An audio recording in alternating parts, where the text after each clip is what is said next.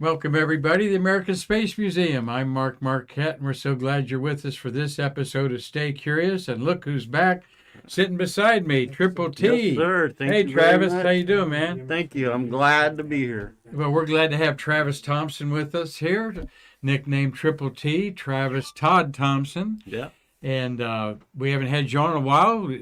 We talked a lot for almost 2 years about Tales from the White Room. Yeah. And there is a tale from the White Room today and the runway that we specifically want you to share about astronaut John Glenn returning to space 28 years ago tomorrow, October 29th, 1998. And you will never forget that, will you? No, that was something. John Glenn in my White Room. Are you kidding? Yeah. Well, and we're going to talk about John Glenn, but Travis, you and I share personal stories with John Glenn because when I was going to college in Ohio State in 1977, I covered as a Associated Press photographer a half a dozen press conferences that John Glenn I think was that's at awesome. as our Ohio senator. Yeah. And Oh, he was still a senator? he was the Ohio senator in the Senate for 25 years, beginning in the late 70s. Okay. And I spent, I'll relate a couple stories I've had around him in the news, as you're going to relate yours in the White Room and hanging out with him. So we hope that you all enjoy that today. Wherever you're watching, stay curious. Sorry to be a little late today. As usual, our Streamlabs situation went a little crazy because I loaded up too many high-resolution photos to try to get in our program today. So sit back and relax and enjoy Stay Curious. And Marty, cameraman, co-producer there, how you doing, Marty? Just trying to catch up, Mark. Yeah, hit the ground running. We did solve our problem there, but then we've got Connie McDaniels in our studio today helping Marty out. Yeah. Trying to learn the Streamlabs a little bit. We appreciate one of our aides volunteers, Connie, there. But before we get rolling here, Travis, we want everyone to know that next Saturday we're having a space memorabilia show at Exit 95 Holiday Inn here in Titusville. But we're also at 4 o'clock going to auction off 12 items that are worth over $5,000, all 12 items, to try to raise $5,000 for our collections so that our collection manager, Nick Enix, and our executive director, Karan Conklin, have a little budget that they can plan to build some improvements in our museum here. We need things like new cases. We need some stand-up displays and just all kinds of things. That's right. So we hope that you will come on board. The links are on our Facebook page, all about our memorabilia show in a week. And if you want to be a vendor, get a hold of me at Mark, M-A-R-Q, at AmericanSpaceMuseum.org. But we're going to have a good time, and also appraisals. You're local. You got something that you need appraised. Travis, you know Chuck Jeffrey and Ken Havicott know their stuff, and they'll shoot you straight. They do know their stuff. Yes. And you've picked up a check or two for some of the memorabilia. And he's actually straightened me out on a couple of things sometimes. So. Good. All right. Well, this is Stay Curious episode 681. How about We're using that? your hat as one there, okay? There you go. 680 was yesterday, but imagine that. In 2.5 years, Marty and I have brought you 681 episodes. Great job. And when we hit 688, Marty, in a couple next week or the week after, we're going to have an all Mars program because Mars orbits the sun every 688 days. Oh, okay. So we're going to tie in on that. But excellent. And you know, born out of the COVID, we were reminding people this week of how we reached out to you all. We've been had a lot of compliments, Marty, haven't we, from guests that have visited our museum that said how we got them through the COVID when everyone was, can you believe it or not, that we were isolated in our homes and our communities for months on end, about a half a year, really. Yeah. And there's our COVID masks that some of you have out there. I know Hugh Harris has one and probably wears his, and we're getting into the shuttles in November, Travis, so we'll be having Hugh Harris in here, Terry White, and you back to talk about some of the shuttles. There's 16 shuttles in the month of November, Wow. the busiest month of the year. There you go. Okay, So, cool. Well, there you are. All right, there's Triple T, business in the front, party in the back. Yeah, I remember that. What are you doing, breaking the rules there, sitting Well, in the I took- commander's seat? Yeah, I'm in the commander's seat. I took my hat off. So the photographer was actually a NASA photographer. We were in there. I was installing something. Uh-huh. And he goes, "Here, I'll take your picture." I was like, "Okay." So, yeah, you're not supposed to take your hat off. You're not. Yeah, I'm completely Well, breaking 30 the years rules. later, fuss over you about it now, Yeah. right? In there. But what we're so proud of you and your support of our museum is, tell us what you're standing beside there, Travis. My uniform is on display at Udvar Hazy Smithsonian Air and Space Museum. I can't hardly believe it. And what's that bird behind it there? Discovery. That's The Discovery. for those who nose don't is know. right there, and Pambo, when she dedicated the uniform, she said behind this uniform is a long line of shuttle workers. So I'm proud to represent the shuttle workers. And It's Pam not Melroy all there. about me. Deputy Director of NASA, Yeah, our good for second him. female pilot and commander. In fact, Pambo, 3 of her 4 flights are in the month of October. Were they really? Yeah, Okay. yeah, which is kind of, you put her 3 times, 4 October. times, and 3 of them was in October there on a plaque that she gave you to honor you. Yeah. Travis was part of a documentary that Marty and I were privileged to be guests at last week. The Miami PBS station, in affiliation with Orlando's PBS, did a documentary called We Were Shuttle. We Were Shuttle, and they featured you in there quite extensively, and in our museum and so forth. A 2-hour epic of the people of the shuttle, and it will be visible in Florida. November 16th is the premiere of it, so it'll be on PB stations in Miami and the UCF 8 p.m. Orlando. I believe. And then they're going to release it nationwide. So all you'll be able to see when we were shuttle.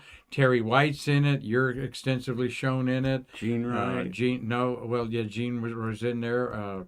But you, congratulations. You, like I said, you represented everything well there. Thank you. How's the response from your friends and family? Friends and family, my daughter loved it. She loved the editing and thought they really nailed it.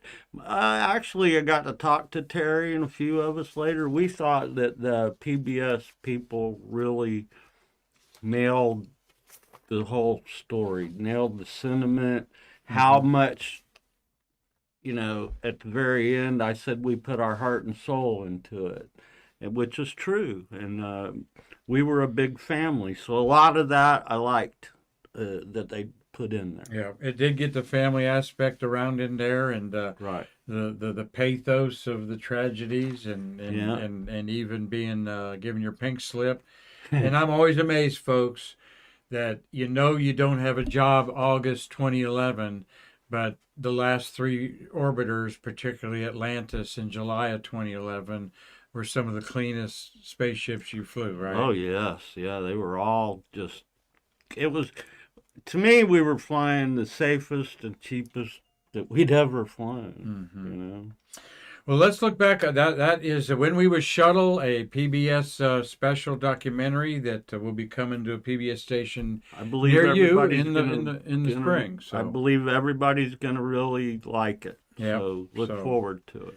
well, we're going to talk about one of the great American heroes. In fact, I could make a case that this is the last great American hero.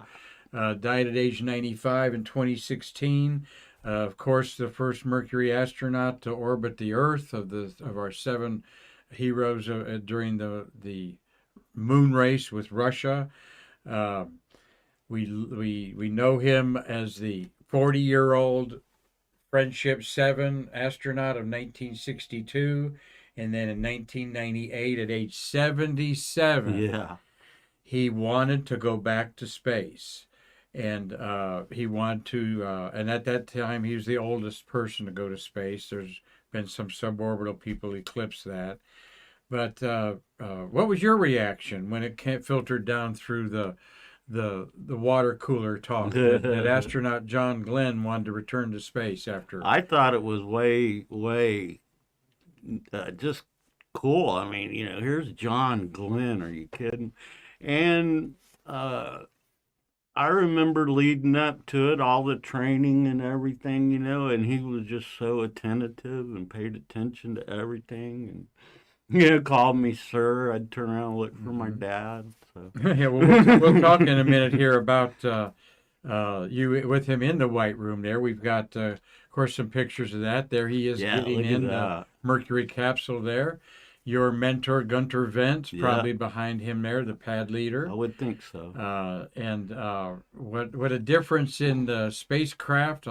I think 6 of these Mercury capsules could fit in the payload bay of a space Could they shuttle. Really? I've never even thought of that. Yeah. They were tiny compared to your 60-foot by 15-foot payload. But, and there you are, number 1 on the right-hand side behind John Glenn there. What are you doing? Putting his glow stick in? I just put his there? glow sticks in.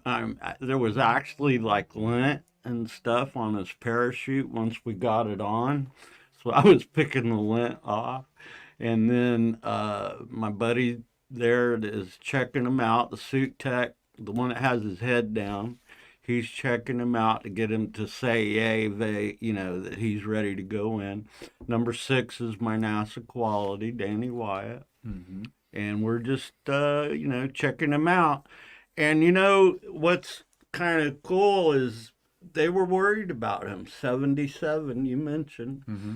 Well, he had some special attachments on the pumpkin suit. Yeah, he did. He had his already under his underwear. They had defibrillator tabs, and the leads came out of the suit, and they sent me to school to learn how to work a defibrillator. Is that right? And had the leads came out of that dam, that neck dam. That neck dam, the black neck dam. You could just barely see them sticking out.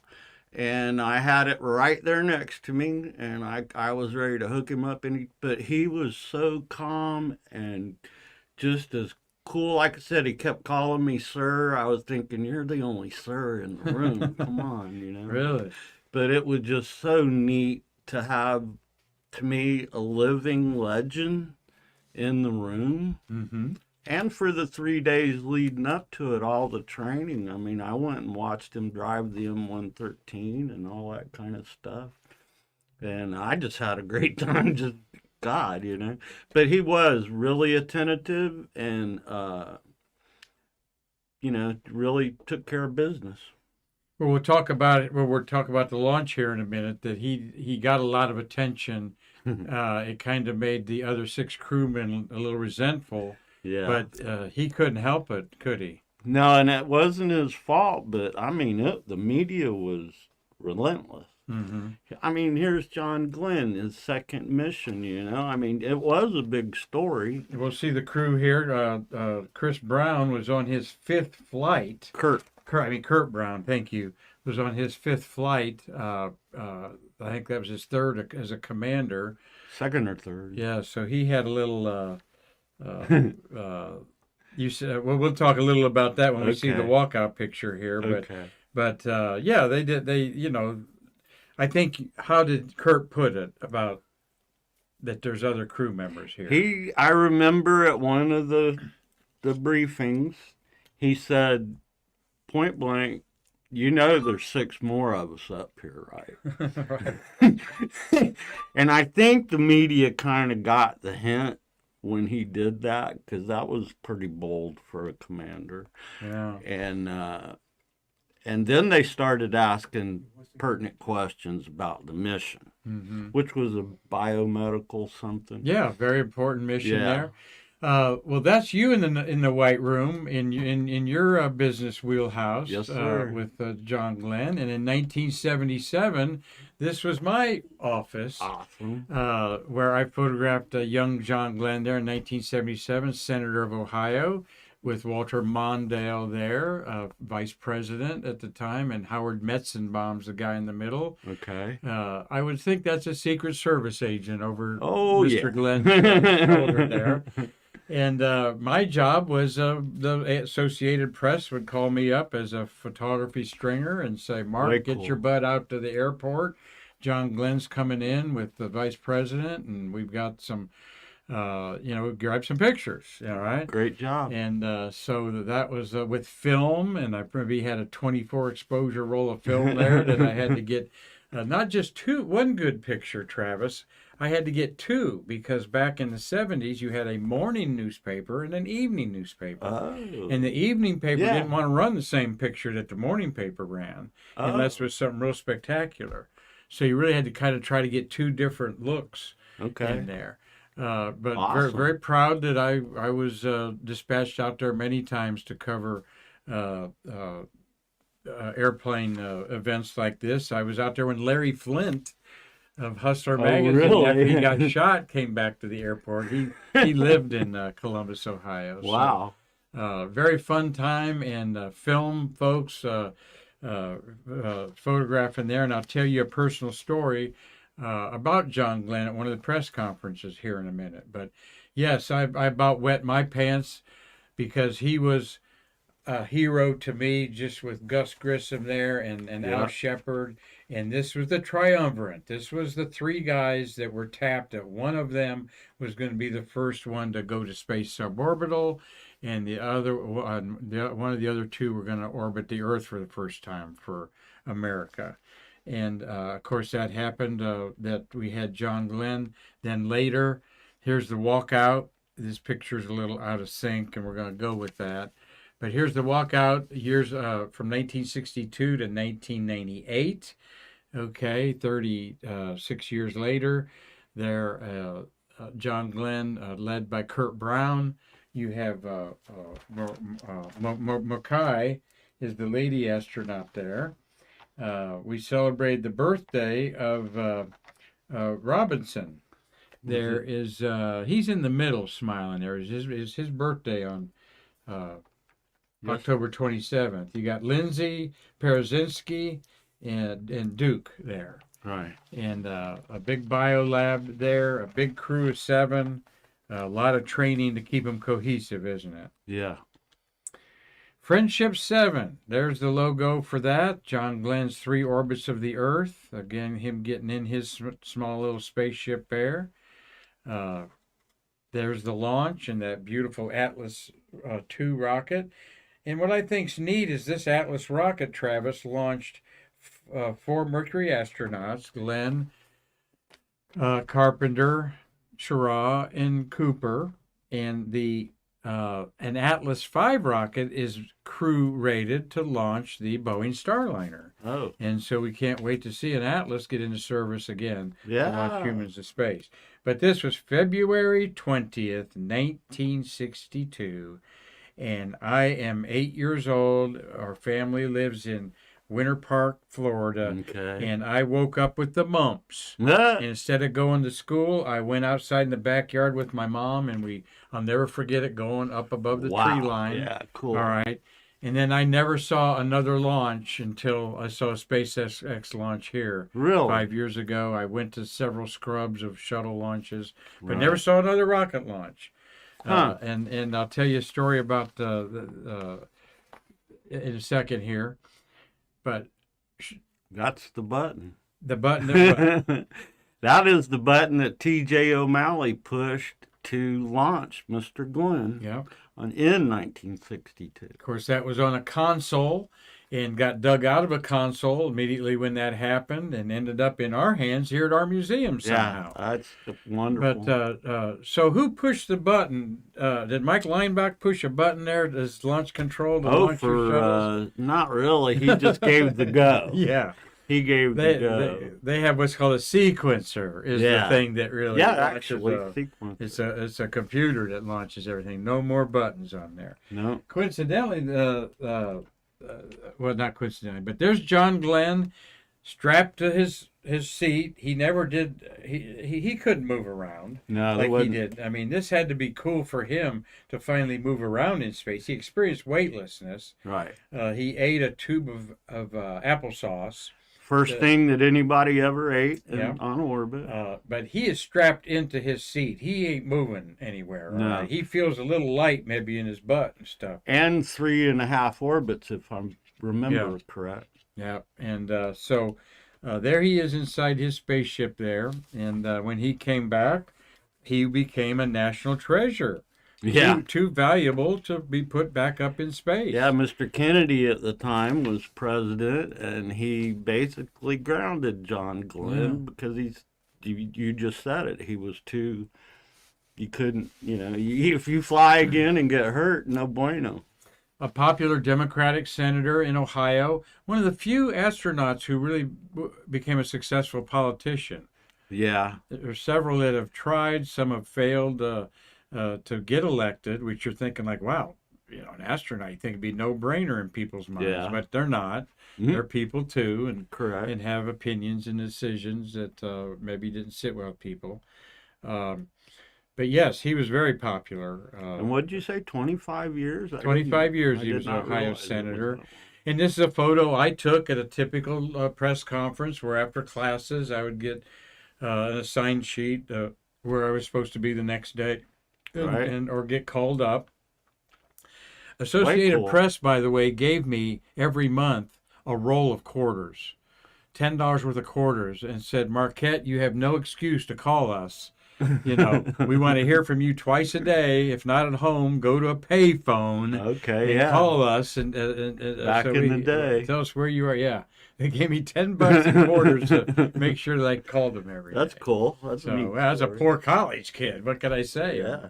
So after this press conference, the governor of Ohio was James Rhodes.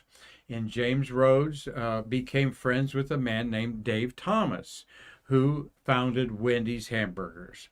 And at one press conference, Mr. Rhodes appeared and started talking to John Glenn. And he says, hey, all you press guys, stay here, men, women. I'm going to feed you. We've got a new fast food we want you to try called Wendy's. And so all these Wow. Wendy's burgers and fries, we love the fries. They were Oh, the yeah. best fries ever. And malted milkshakes. And we're sitting there eating, and John Glenn's like, do you mind if I join you? I mean, he was like that, right? Yeah, oh You yeah. mind if I join you? And I go, oh, no, we don't want you sitting here. Yeah, Go come over on. by yourself. So, of course, I'm going to brown nose him and get up to him and tell him about when I saw his All those launch and woke times. up with the mumps. Right. And so he was just so great and got around a little bit and talked to everybody, and everybody enjoyed the food. And there was about 4 or 5 of us around the table. And I said, Mr. Glenn, I said, I know you've heard 1,000 times, a recount of your launch on February 20th, 1962. And he says, well, more like about 100,000 times. Yeah. But yes, young man, what's your story? And I said, well, I woke up with the mumps, and Mom and I went out in the backyard, and saw you go up, and of course I'll never forget it. And God bless this man, Travis. He looked at me in the eyes and he says, well, it was better you than me woke up with the mumps. And I just thought, wow, He was what a pretty guy. quick. What a guy, Yeah, he was very quick, Yeah. quick-witted guy on there. So that's my famous brush with this famous man, Cool.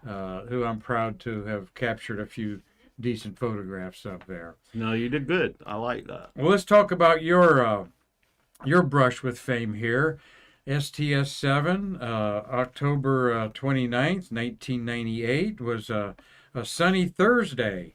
The launch was at 2:19 p.m., Travis. Right. Did anybody show up for it? Oh yeah, it was packed.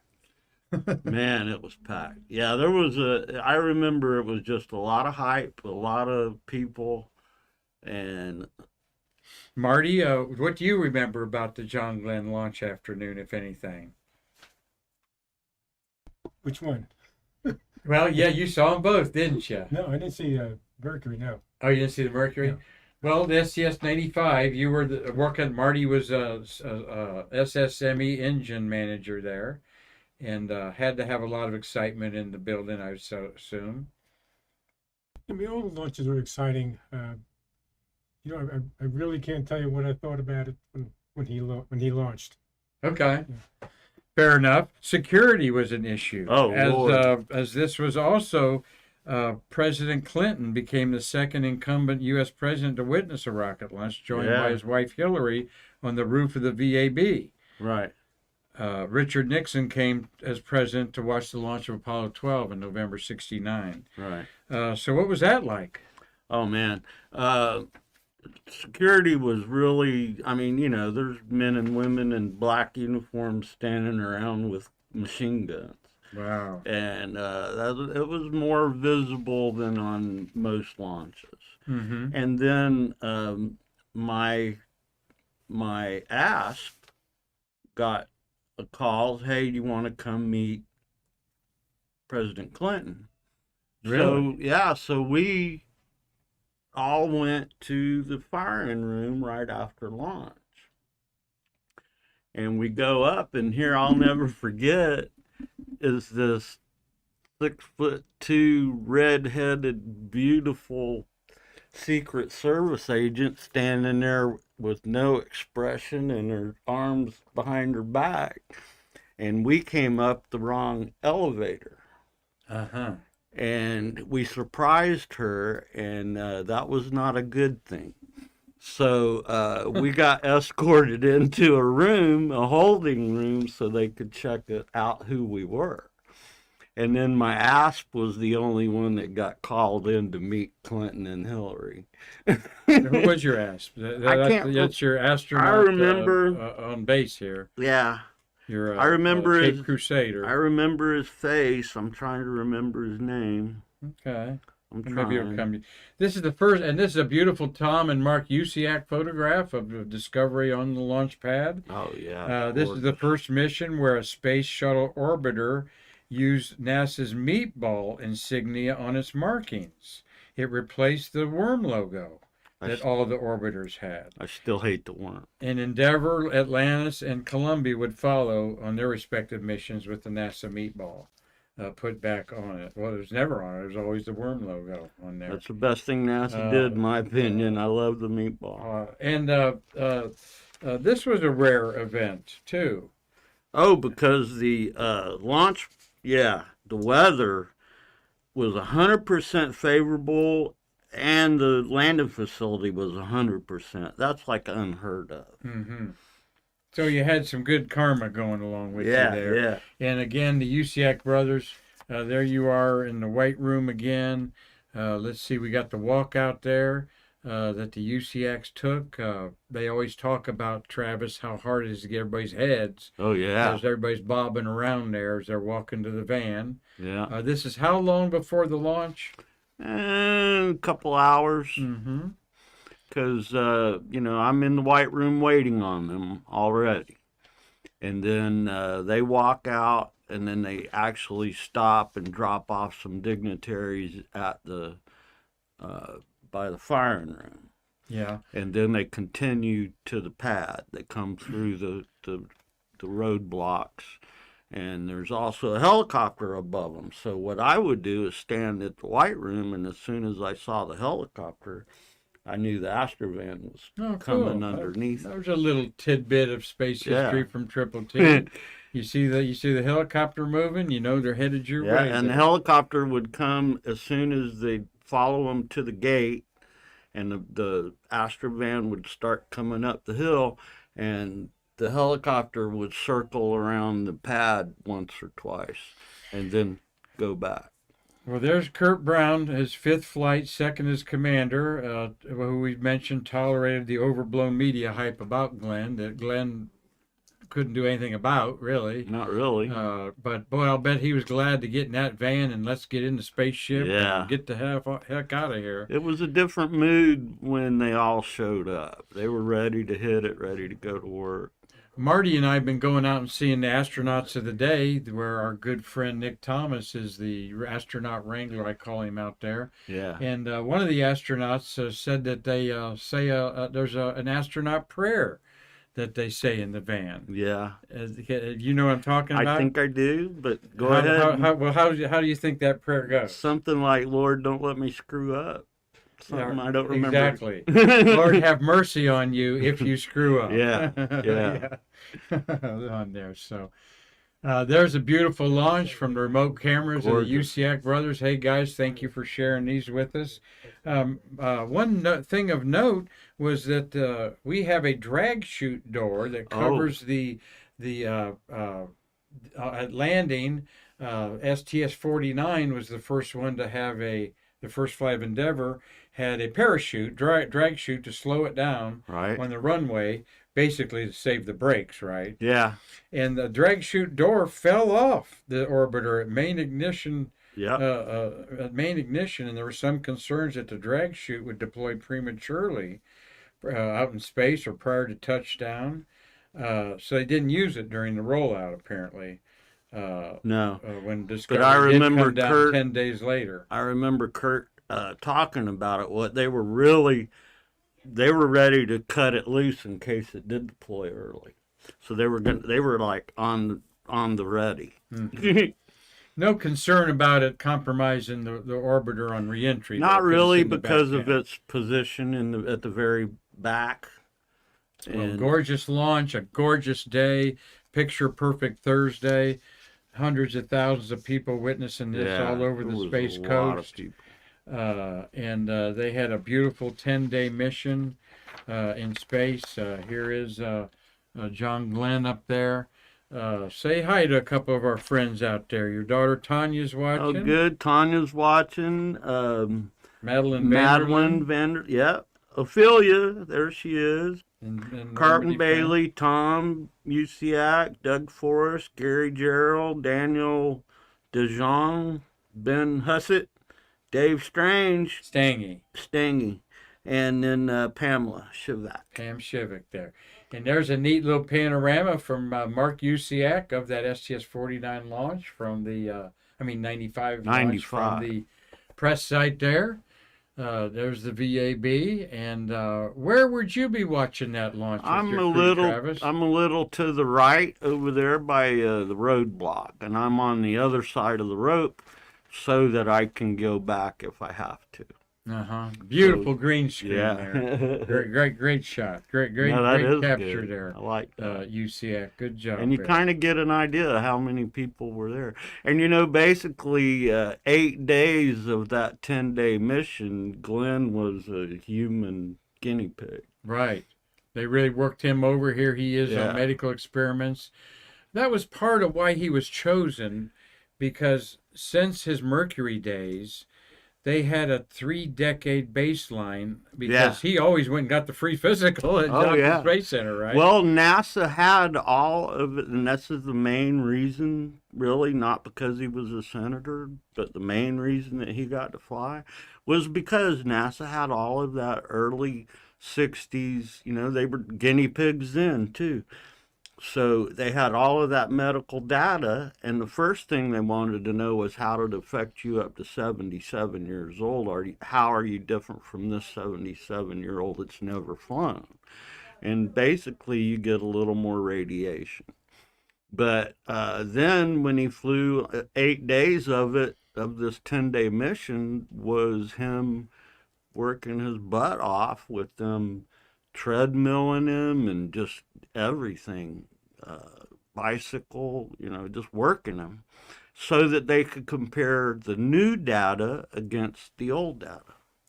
And they're still studying it today. Yeah, absolutely still studying it. It's very important. That Space Hab mission was in the cargo bay where they had room to move around, all 7 of them. Right. Almost a 10-day mission.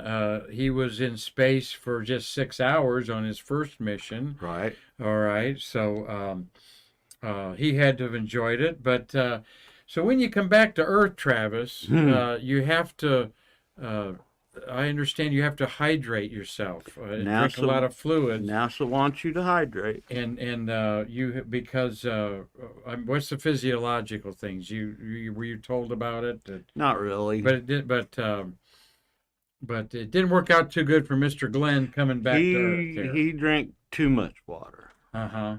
And there's the walk around hours after the Hours. landing there because well, Mr. Glenn was a little puny there after the landing. As soon as we open Take the it away, hatch, Travis. go ahead. As soon as we open the hatch, I look in and I see Mr. Glenn, who's sitting in the middle of the 3 seats on the mid deck, and he's got his barf bag between his legs, and he's barfing.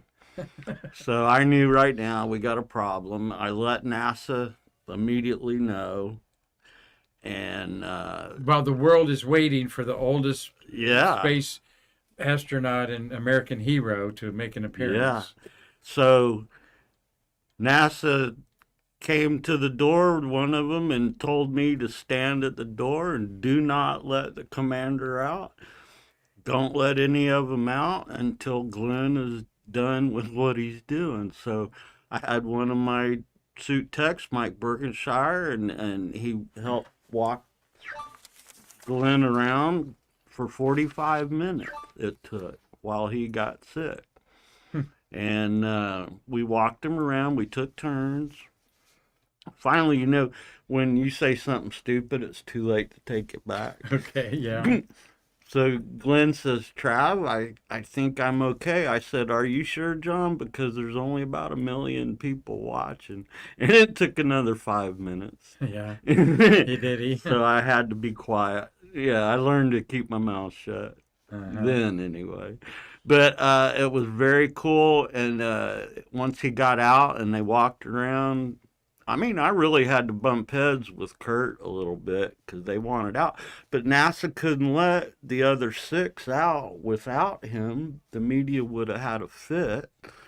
Saying what's wrong with him. Yeah, they would have. The flight wasn't good. They would have known. All kinds of rumors. I could see that, yeah. Yeah, so, and we did not let the media even come to the hatch. I kept them out of the white room. Mm-hmm. I didn't even let them come up and stick their head in, take pictures, nothing. At the landing there at KSG. At the landing, yeah. Well, very interesting there. The bird Discovery landed, of course, at Kennedy Space Center. It was launched from Pad 39B, where Artemis and the SLS will launch soon. Yeah. And 53 of the 135 shuttle launches were from Pad 39B. There wasn't a lot different between B and A, other than where the white room was. I believe at Pad A, it was 11 inches away from the shuttle, and at the Pad B, it was 13 inches. And I don't know why, but that was about the only real difference. The white rooms were pretty much the same, you know, direct, just like it. So. Well, Travis, what to put a button on our episode here, Stay Curious with You. We're so glad that you were with us today and relive this memory. I know in the documentary, When We Were Shuttle, towards the end, they asked all the principal interviewers, of course you were one of them, what was their favorite moment of the shuttle era. Yeah. And yours was? Mr. Glenn. You said that was this, so yeah. That's why we wanted to get you back on the show today and relive some of this history of this guy. And just like, I mean, an awesome experience for me to have talked to him and shared my launch story with him. No, you did really good. I like that.